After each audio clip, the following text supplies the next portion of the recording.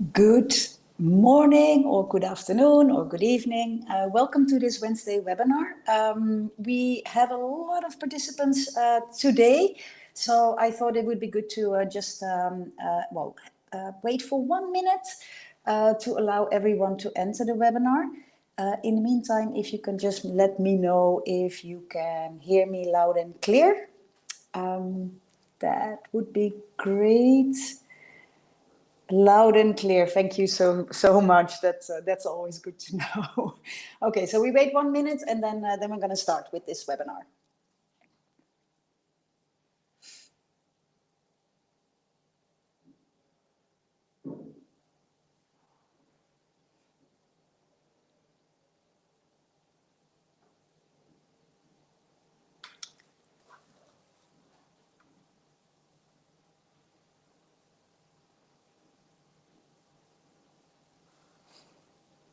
Okay, again, welcome to the Wednesday webinar about preventative maintenance.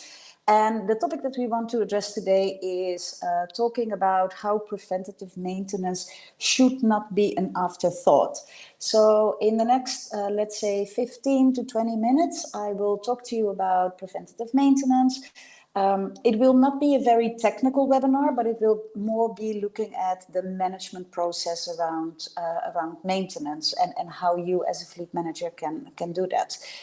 I see that already a lot of you are introducing themselves in the chat. Very good. Good to see a lot of familiar names, but also new names there. If you are new to these kind of webinars, or if this is your first Fleet Forum webinar, what we always do is we talk for about 15 to 20 minutes, and then we have another either 10 or 15 minutes left for questions and answers. And you can do that by typing your question in the chat and then click on that little question mark icon that you see. And then at the end of the webinar, I can pick it up and I can display it on the screen so that everybody can see it.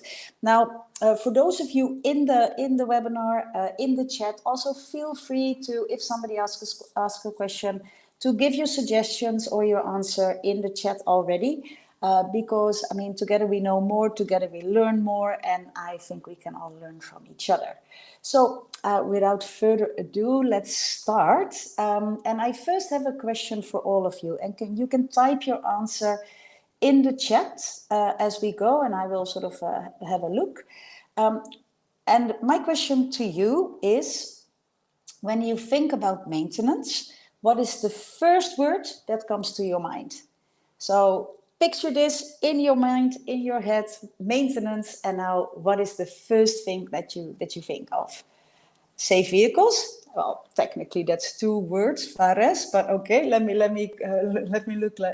at it. I see upkeep, safety, thanks Jackson, preventing breakdown vehicles, okay, fraud risk, proactive, yeah. Let me just allow people to type. I see that a lot of people are typing. Up and running operation. Let's see, I'm just gonna give it. Sometimes it takes a while. Cost reductions, maintenance, yeah. Well, I would guess if you think about maintenance, that what comes into your mind is maintenance. A headache, Andre. Yes, it can be a headache as well. I think that's true. And I think a lot of the other words that you have been putting in the chat, and I see that people are still typing, are also very true. Maintenance has to do with safety, it has to do with upkeeping, it has to do with your vehicles, it has to do with headaches, cost reductions, to think forward. And I like that because we're gonna talk about that. And also it has to do with prevention, right?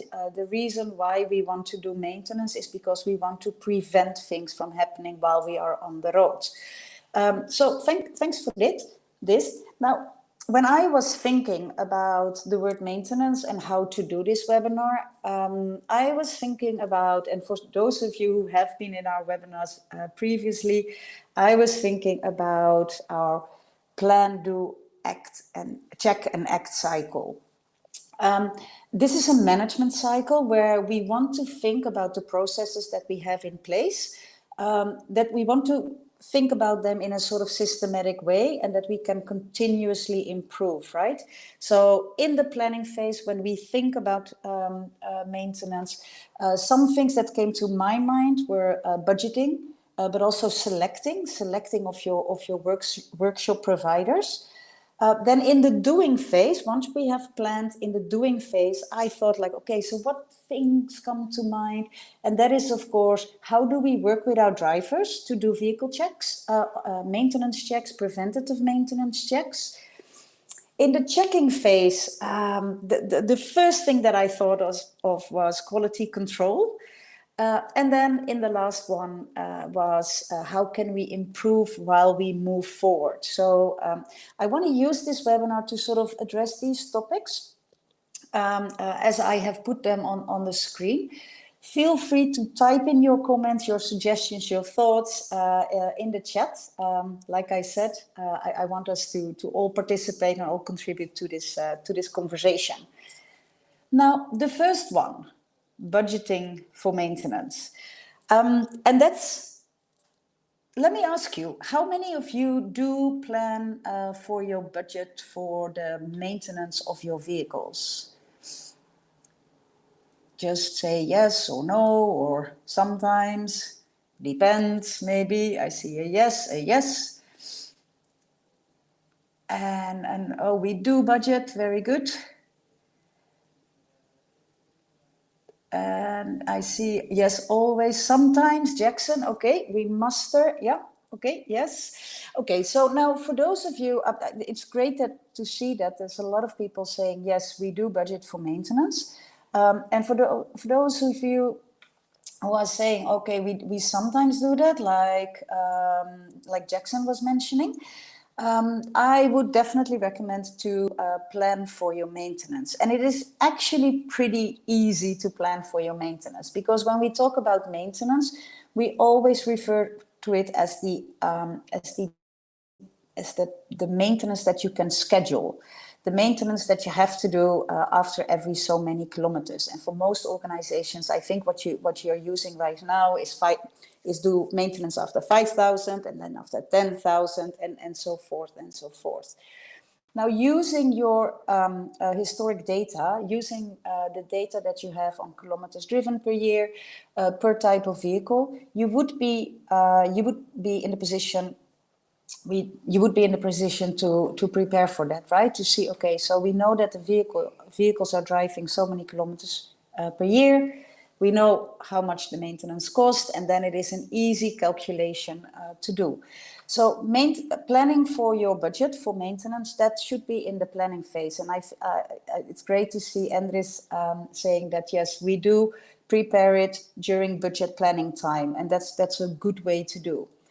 Now, another thing that I want you to think of is to separate your maintenance, how you register and how you record your data from your maintenance, that you separate that from your repairs. And the reason why I'm saying that is that if you have, let's say, one big bulk budget post for maintenance, including your repair, that makes it very difficult, because repairs are the things that you cannot foresee, right? So by separating those two budget lines, you have your maintenance, which you can predict, which you can plan for, which is sort of the ongoing maintenance on your vehicles. You have your budget there. And then you should have some budget for unforeseen repairs. And the data details that you get from the repair give you good insight into your safety and into your crashes and into all the risks that you run on the road. So that's, let's say, tip one: budget for maintenance based on the data, and then do that during your planning time. Do that during the do that at the time when you are opening new programs. Talk to your program people to say, hey, are we increasing the number of vehicles? Because then we also need to increase the budget for maintenance.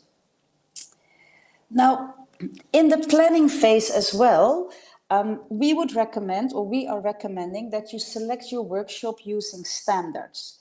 And standards meaning quality standards, and I will go into that further now, into that deeper now, because when you select your workshop using standards, then also in the later phase, remember, plan, do, check, and act. In the checking phase, you have something to measure the quality of your workshop against. So using standards to select your workshop is a good practice in the planning phase of your preventative maintenance management cycle. Now, Fleet Forum, we developed a maintenance quality standards. And what you see here on the list is that the workshop can be assessed, and you can set quality standards in a lot of different topics. You can set standards for, okay, so how is the workshop organized? How are they capable, and what capacity do they have to maintain our vehicles? How do they manage the workflow? If you call in the morning and say, oh, I need some maintenance, are they able to provide that? Or do you need to plan upfront, and do you need to adapt your processes, and that it cannot be last minute planning? How does the workshop what sort of policies and procedures do they have in place to manage their own quality and their performance? Of course, there's standards around what types of spare parts and consumables they are using. And there is a lot of standards around how does the workshop manage their health and safety from a risk perspective, but also from a PPE perspective, personal protection equipment, fire safety, first aid, medical assistance, and so on and so forth.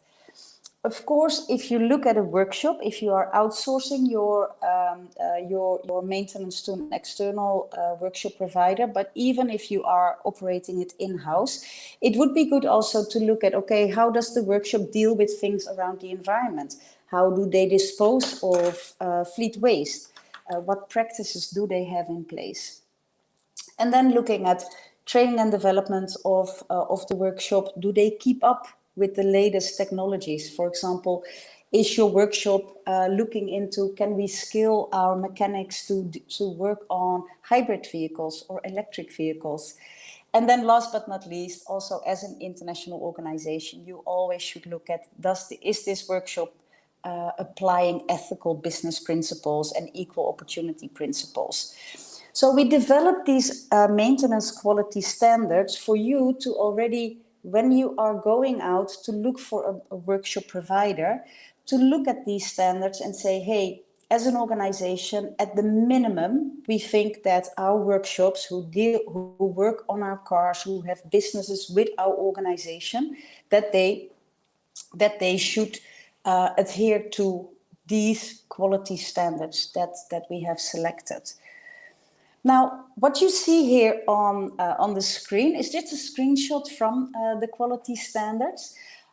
We have divided them with support of organizations that we work with, of our member organizations, and I see some of them are on the call, on the webinar today. We have divided them in basic standards, which we feel every workshop should have at the minimum. And then once you are comfortable that your workshop adheres to this, then you can say, okay, now it's time to encourage my workshop to move to a more advanced level, and then moving to the more professional level. And again, this is also in line with that continuous improvement cycle of plan, do, check, and act. Now, we place this in the planning phase because when you go to your workshops, we sort of assume that you don't have anything, and that you now want to select your workshop providers. For example, if you are opening up in a new area, if you're opening up a new operation, to see, okay, which workshop provider could best suit us or could best service us. Now, this requires, of course, the involvement of your procurement colleagues to see, okay, to have a common understanding when they put out a tender, or when they are putting together a request for information or a request for proposals, that they put in the minimum standards or the standards that your organization wants to put out, that they include that in the tender documents. And be ambitious. We do understand that, of course, not all workshop providers in not all the areas of operations can meet all the standards at once, but look at the standards, see what is important for your organization, if it is environment or if it is safety. I hope it is both. And then pick the ones where you feel like, okay, we feel that at a minimum, our maintenance providers should adhere to. Then, and I will come back to the assessment later, because this is not the only point with the assessment. Then, of course, in the do phase, you want to conduct regular checks. And I think I'm not going to ask the question like how many of you ask your drivers to do daily checks or weekly checks or monthly checks. From my expertise, I think most organizations do have that. Now, the trick, of course, is to not have this become a paper exercise. If you ask your drivers to check the vehicle, then also be very clear on what are issues where you say, okay, this is a safety risk, and this means that the vehicle cannot move, or this is something that we need to take care of. And as a fleet manager, I would encourage you and advise you to do sometimes some spot checks to see if your drivers are doing it, and if they are doing it thoroughly. And I fully, I'm convinced that they are doing that, but it is also for you to see, okay, so how do my drivers do that? And do they understand what to look for? Do they understand what to check? So work with your drivers to conduct these regular checks in the do phase. Then, of course, maybe a bit of a no-brainer, but also in the do phase is adhere to your maintenance intervals. I saw a comment passing by where somebody said that we follow the maintenance, the maintenance recommendations from the vehicle manufacturer. And of course, yeah, but now if you do that, then make sure that you plan that in your agenda. And whether your agenda is a calendar on your wall, whether your agenda is a management system that you are using, that's all fine. But do make sure that you plan your maintenance intervals, and that you put your vehicles to the maintenance. Right? It's one thing to plan it, but then you also have to do it, and you have to make sure that the vehicles are serviced as they should. So now we have talked about the planning phase, the doing phase, and now we're going to come to the checking phase. Now, with the assessment that we have developed, in there you also find, in the quality standards that we have developed, you also find there an assessment. And this is what you can do on a regular basis, maybe at the start when you are selecting your providers, but also maybe after a year when you say, okay, I wanna do some quality control on these suppliers. And this is what you can use to work with your supplier and go through these questions and see, okay, how are they scoring on that and where can they improve? And the reason why we encourage you to do that, it takes time, but it builds the relationship with your provider. And it gives them an opportunity to improve, and it will also pinpoint to you where you would have gaps, and you might then need to take other measures based on where the provider is scoring, let's say, low or weakly in the assessment. So doing an assessment in the checking phase is a good way to see, okay, how is the supplier or the maintenance provider scoring, and that you can then take in that cycle of continuous improvement. And then in that assessment, once you have done that, you get insights in the gap. Like I said, it allows room for improvement.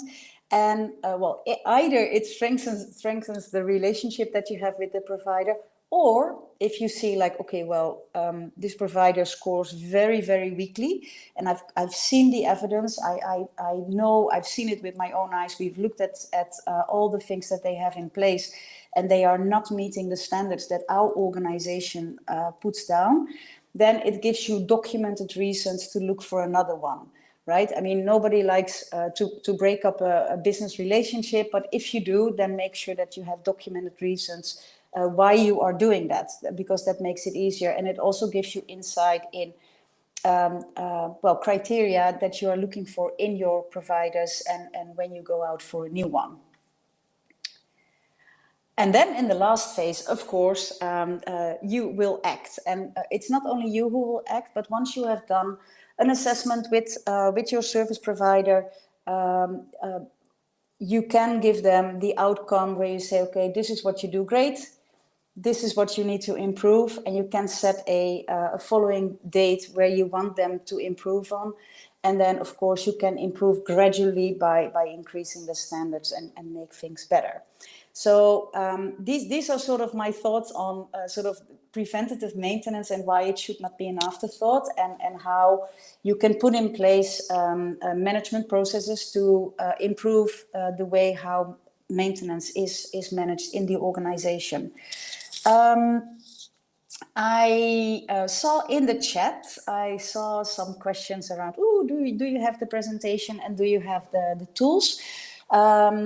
Yes, we do. At the end, later today, you will receive an email with the link to the recording of this webinar, if you feel like, I want to watch it again, but also links to our knowledge platform where you can find, the maintenance standards, or the quality standards for maintenance and repair service providers. So that's one.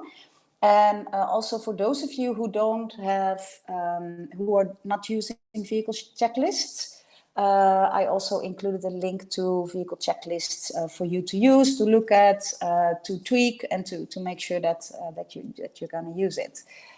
And that's it. I will look for questions. Let me see.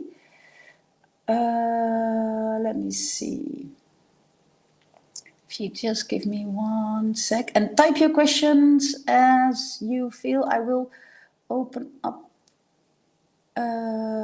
just so it is easy for me.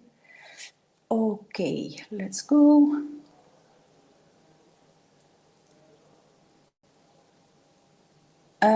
The first one, Hugo. So 2 budget lines. That refers to maintenance and repair, right? Yeah, I do advise that, or at least if it's not possible with your financial systems, that at least from a fleet manager's perspective, that you record what is maintenance and budget. So budget and record what is maintenance. So the usual predictive stuff, and what is repair.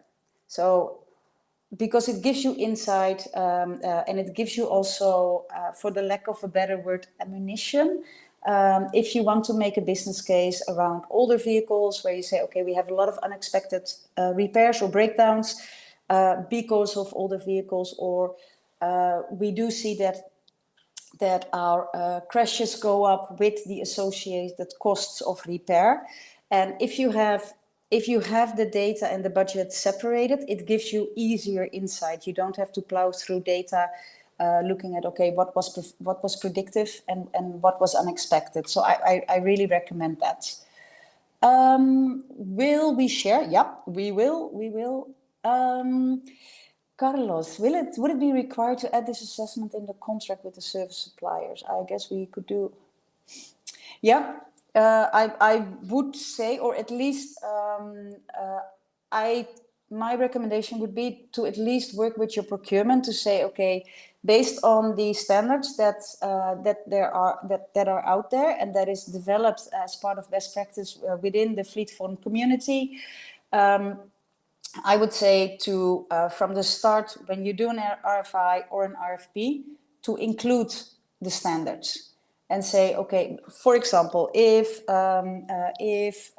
sustainable waste management is a thing for your organization, and if that's the top priority, then you want to already have that in your RFI, in your RFP, in your tender documents, in your contracts, right? So that it becomes part and parcel of that. And then you can, of course, then discuss with procurement and with people in the organization, how much weight do you want to give to standards that you have selected. But yes, it should be in the contract. It should be clear upfront also what you mean with it. It should be clear upfront, and that is that you can find in the standards document how suppliers can provide evidence for that. So either what should you look for or what should they supply to you as part of the evidence. So yeah, I would definitely recommend that. Good questions. Sam, it's good to develop a maintenance menu that is specific to the hazards in your location. Yeah.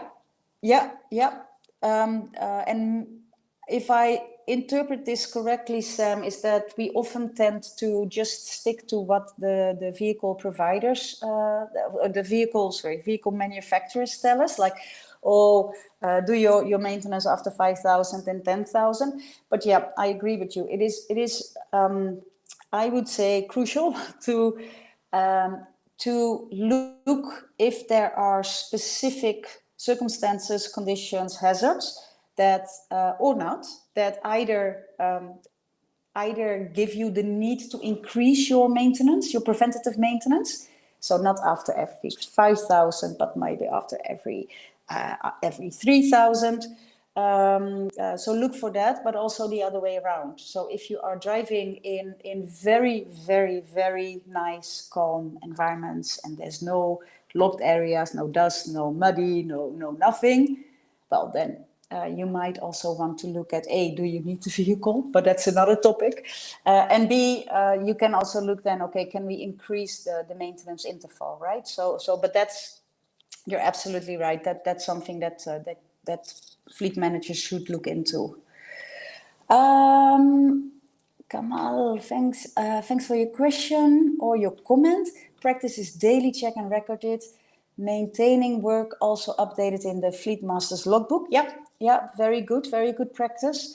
Record your daily checks, discuss it with your drivers, but also make sure that you keep the details of the maintenance work in your logbooks or in your fleet management systems, or anywhere where you can sort of look back at it and get information from at a later stage. Do you have practical maintenance and repair training for fleet manager? Hi, Paul. Thanks for the question. Practical, as in, do we have training where we open the hood and sort of do a lot of and sort of show how to maintain and repair vehicles? No, we don't. We on our driver seat platform, we do have trainings from our member and partner TGS, which also touch upon maintenance and repair. But the practical training for fleet managers, we don't, no. Hugo, regarding preventative maintenance, it's potentially an open door to low intensity fraud. Particularly on the spare part, what are the good practices to minimize it? Yeah, so that's a fair question, Hugo. And so in the standards, we have included some standards around risk management. We also have included a section around spare parts. I know, and maybe people can. We have one more minute.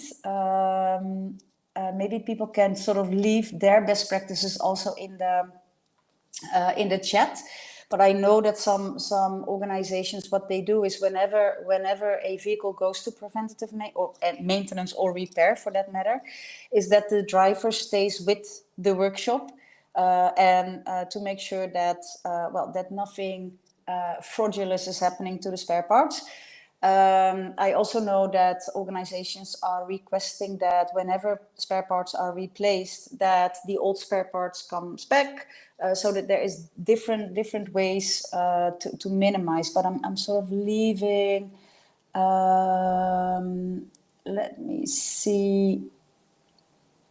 Maybe people can either type it quickly before we close into the chat, or if you have good ideas around that, send them to us, and we can make sure that that they will get to Hugo. So, without further ado, I want to thank all of you. Next week, we will not have a webinar, because next week, what we will have is our Fleet Forum conference, virtually 2 days online, and it is open to all Fleet Forum members. So if you are if you're working for a Fleet Forum member organization, then we invite you to join us. We have a lot of great speakers. The topic is around sustainable transport for a better world. So it will be a lot around how can we increase our sustainability and what as a fleet manager can we do. So I definitely invite you to sign up. We will place the registration link, if you haven't signed up already, in the webinar, in the email that we're going to send you today. But we are back with a webinar on Wednesday the 5th, and then we will be joined by Miranda Shami, who is WHO's fleet manager in Jordan, and she was the winner of the Best Transport Best Transport Achievement Award. So see you there next Wednesday, 5th of July, and I really hope that I will see all of you during our conference. So thanks a lot, and talk to you later. Bye bye.